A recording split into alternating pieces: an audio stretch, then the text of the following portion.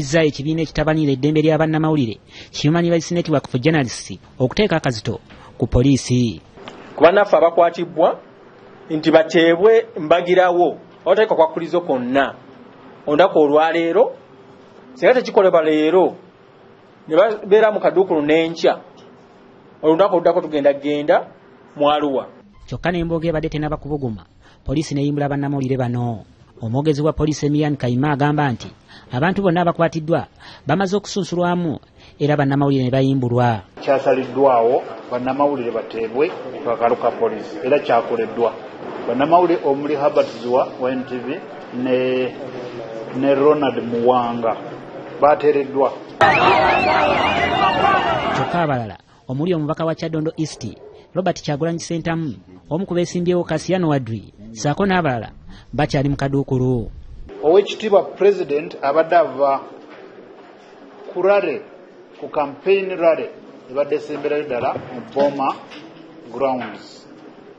Era bw'abadde atambula ng'emmotoka evudde eyo ne bayita mu kafo bakayita prison cell we yasanze abawagizi b'omu ku beesimbyewo mukulu Kasiyano Wadri ne batandika okubakasukira amayinja n'ebiringa ebyo ne wawaabo akasasamalo. Naye ab'ebyokwerinda bakoze omulimu mulungi okukakkanya embeera kubanga ekyaliddirira kyalibadde kibi nnyo. Olunaku olw'enkya abantu ba Arua lwe bagenda okulonda omubaka waabwe oluvannyuma lw'okuttibwa kwe yali omubaka waabwe Kano Ibrahim Abiriga. Poliisi egumizza abantu ba Arua abagenda okukuba akalulu nti embeera kati eri mu nteeko era tebasaanye kweraliikirira. N'olwekyo tubasaba ab'eggulu aba Arua municipality babeere bakakamu enkya fetuli beeteefuteefu okubawa obukuumi bagende balonde abo be baagala awataliiwo abakuba ku mukono.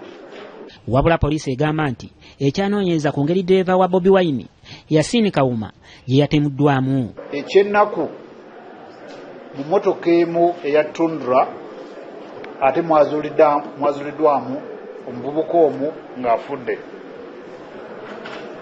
Tetwagala kulowooza nti essasi lino eryamuse oba lyavudde mu babyakwerinda oba mu baluddawe kuba kinajjukirwa oba kitegeerekeke nti mwabo abakwatiddwa omuli n'Oweekitiibwa Kasiyano Wadri bammemba ba paalamenti abamu omuli Robert Ssentamu Kyagulanyi, Francis Zaake, Paul Mwiru, Gerard Karuhanga n'eyaliko memba wa paalamenti Michael Mabike. Omu ku abo yabadde n'emmundu kaka twagala kutegeera lyavudde we lyavudde walala. Kyokka buli muntu akyebuuza nti emmotoka eyabadde ku wooteeri ng'esimbiddwa eyo ate engeri gye yatuuse mu kuziba oluguudo pulezidenti mwe yabadde ayita.